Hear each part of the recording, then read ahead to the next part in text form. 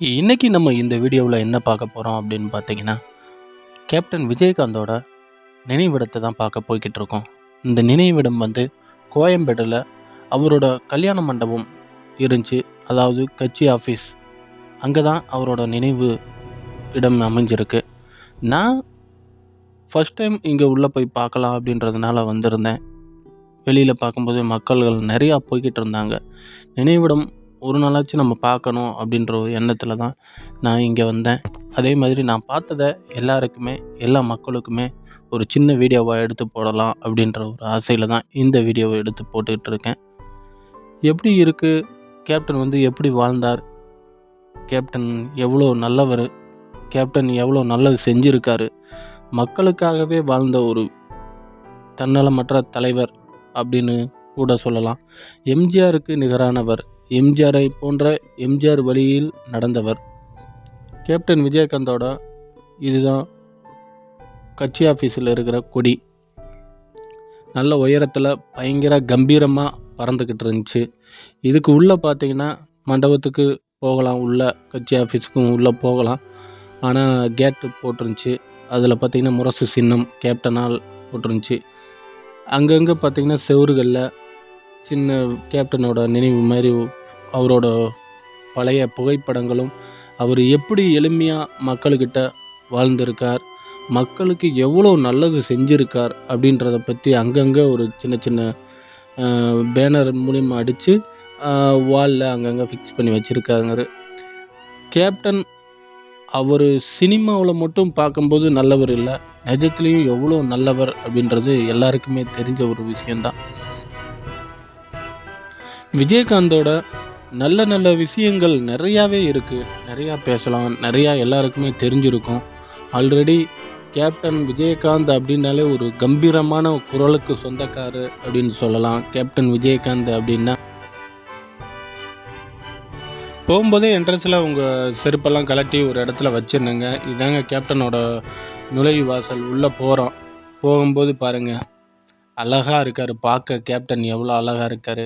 நம்ம சினிமாவில் பார்த்து ரசித்த கேப்டன் நிஜ வாழ்க்கையில் எவ்வளவோ எண்ணற்ற உதவிகளை செஞ்ச கேப்டன், ஒவ்வொரு முகங்களை கொண்ட கேப்டன் இங்கு உறங்கிக் கொண்டிருக்கிறார்.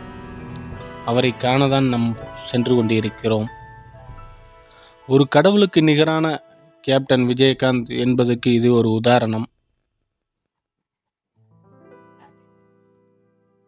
மக்கள்கள் பார்த்திங்கன்னா நல்லாவே எங்கிருந்தோலாம் எங்கெங்கோ கம்பல்சரி.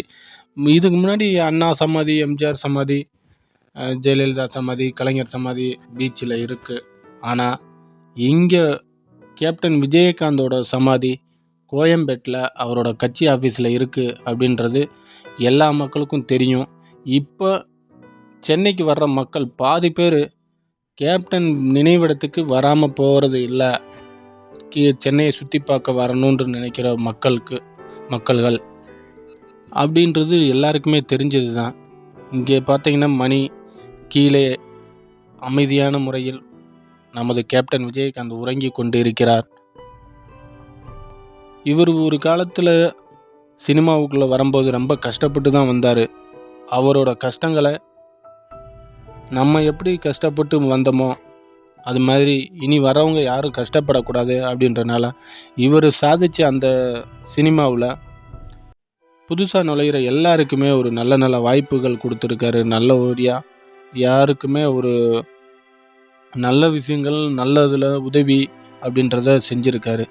இப்போ இருந்து மட்டும் இல்லை, எப்பயோ கேப்டன் விஜயகாந்த் மண்டபத்துக்கு போனால் சாப்பிடலாம், சாப்பாடு ஃப்ரீ.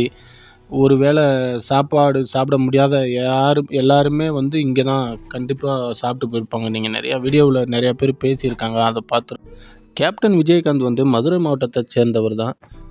சினிமாவில் நடிக்கணுன்ட்டு அவருக்கு ரொம்ப ஆர்வம் இருந்ததுனால அவங்க அப்பா அம்மா கிட்ட சொல்லிவிட்டு நான் சென்னைக்கு நடிக்க போகிறேன் அப்படின்னு சொல்லி கிளம்பி வந்தவர் தான். அப்படி வந்த ஒரு கேப்டன் தான் அவரால் உருவாக்கப்பட்ட இந்த சாம்ராஜ்யம், இந்த கொடி, அவரால் அறிமுகப்படுத்தப்பட்ட இந்த கட்சி கொடி எவ்வளோ கம்பீரமாக பறக்குது இந்த இடத்துல. அந்த இடத்துலையே கேப்டன் உறங்கி கொண்டிருக்கிறார். இங்கே பார்த்தீங்கன்னா அவர் கேப்டனோட நினைவிடத்துக்கு பின்னாடி பார்த்தீங்கன்னா ஒரு எம்ஜிஆரோட சிலை ஒன்று இருந்துச்சு. ஏன்னு கேட்டிங்கன்னா எம்ஜிஆர் வந்து விஜயகாந்துக்கு ரொம்ப பிடிச்ச ஒரு தலைவர். அதனால் அவரோட சிலை ஒன்று இருந்துச்சு. இது ஆரம்பத்திலே கேப்டன் வச்சுருந்துருப்பாருன்னு நினைக்கிறேன். பக்கத்தில் பார்த்தீங்கன்னா அவரோட ஒரு சின்ன கட் அவுட் மாதிரி ஸ்டாச்சு இருந்துச்சு. அதில் வந்துட்டு நானும் பக்கத்தில் நின்று ஒரு வீடியோ எடுத்துக்கலாம், ஒரு ஃபோட்டோ எடுத்துக்கலாம் அப்படின்னு ஆசைப்பட்டு ஒரு ஃபோட்டோ எடுத்தேன். ஈவினிங் ஆகிடுச்சு, இருந்தாலும் மக்கள் வந்துக்கிட்டே இருந்தாங்க. நிறைய பேர் வந்துக்கிட்டே இருந்தாங்க. அவங்களால முடிஞ்ச அளவுக்கு ஒரு வெளியில் பார்த்தீங்கன்னா ஒரு சின்ன கவரில் 20 ரூபாய்க்கு பூ விற்கிறாங்க கேப்டன் கோயிலுக்கு வெளியில். அந்த பூவை வாங்கிக்கிட்டு வந்து கேப்டனுக்கு எல்லா மக்களும் நன்றி செலுத்திக்கிட்டு வராங்க. அமைதியான முறையில் கேப்டன் இங்கு உறங்கி கொண்டு இருக்கிறார். கேப்டன் ஏழை மக்களுக்காகவே பிறந்து ஏழை மக்களுக்காகவே வளர்ந்த ஒரு தன்னலமற்ற தலைவன் அப்படின்னு சொல்லலாம்.